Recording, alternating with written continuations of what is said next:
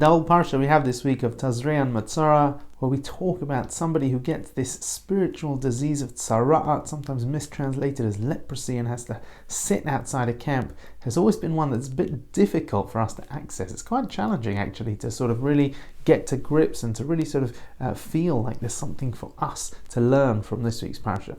I actually think there are a number of great lessons on any given year, but particularly over the last year, obviously having been in isolation, having been in quarantine, we've all been in that sort of faraway place where we're removed from civilization. I really found that there are great lessons to be learned from the Metzora and from this person who's clearly done something wrong. Torah doesn't tell us exactly what it is, but the person who does something wrong and is sent outside the camp to consider what that might have been and to think about how to do better in the future. One particular message that I found particularly poignant is that in the Torah's description of this spiritual disease, there are a number of really unusual elements. And one particular one is that while the skin turns white, the Kohen may come in and say, yes, that looks like tzara'at, that is the disease, and he's going to declare it the disease.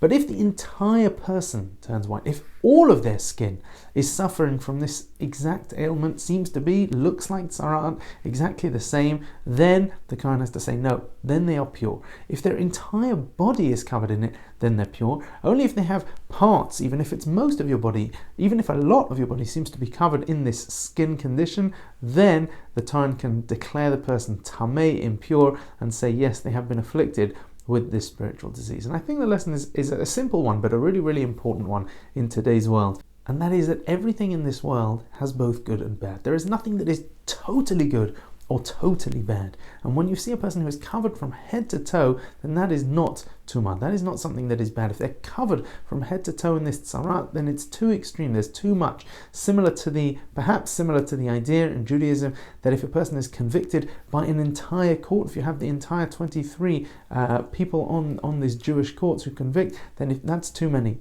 If you have every single one who say a person is guilty, then in fact there must be something wrong, there must be some element of innocence there, and therefore they would not be convicted if you have a 100% vote. If you have a disagreement, then we follow the majority. But if you have the complete court, all 23, then that does not work. You can never have a case where everything is black and white. The more time we've spent indoors, the more I found myself consuming all sorts of social media, news media, and all these sorts of things. And I think this is a really powerful and important lesson to remember, to bear in our mind that, particularly in this sort of realm, when we get into the idea of what we call cancel culture nowadays, and recognize that there is no one who is all good and there is no one who is all bad. And when we sort of paint people with these very simplistic tamei, for example, we say this person is impure, this person is terrible, this person, everything they do is bad. When we want to paint them in that light, we need to stop and ask ourselves, this is too much. This is too much. Let's find now the elements of good. There must be something that we're missing. If we're painting them all the time in a terrible light, there must be something that we're missing, and perhaps so too the other way. If we're totally painting someone always in a positive light, then maybe we also just need to be a bit wary, recognize that there are elements in there that might not be so perfect as well. And in fact, I think we see this in the punishment of the Metzora, that when a Metzora has to sit outside the camp, they also have to call out. They have to call out tamei. They have to call out impure, that they are impure. They're announcing their impurity to anyone who comes near.